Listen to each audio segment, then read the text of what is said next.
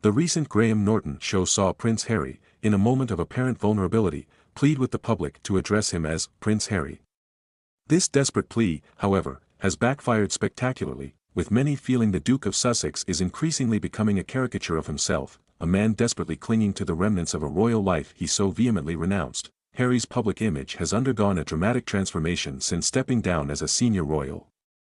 Once viewed with sympathy, a young man struggling to escape the gilded cage of the monarchy, he now increasingly appears as a man obsessed with his royal heritage, desperately seeking validation and clinging to the privileges he once so publicly rejected. His memoir, Spare, was a raw and often painful account of his struggles, but it also revealed a man deeply wounded by his family and consumed by a sense of victimhood. The plea for the Prince title comes at a time when Harry and Meghan are actively trying to distance themselves from the monarchy. They have built a new life in California, forging their own path through lucrative deals with Netflix and Spotify. Yet, this constant yearning for royal recognition feels deeply contradictory.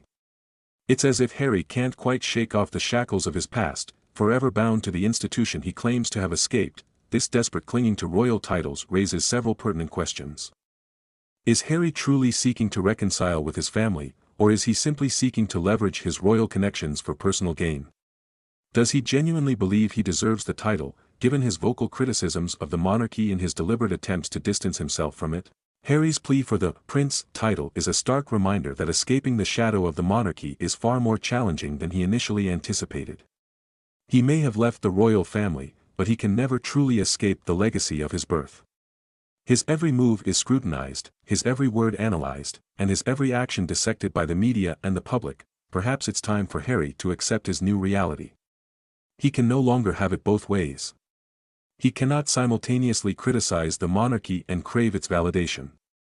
He cannot expect to be treated as a royal while simultaneously distancing himself from the institution. The path ahead for Harry is uncertain. He can choose to continue down this path of self-destruction, clinging desperately to the remnants of his royal past. Or he can choose a different path, embracing his new life, and finally finding peace and contentment away from the spotlight. The choice, ultimately, is his.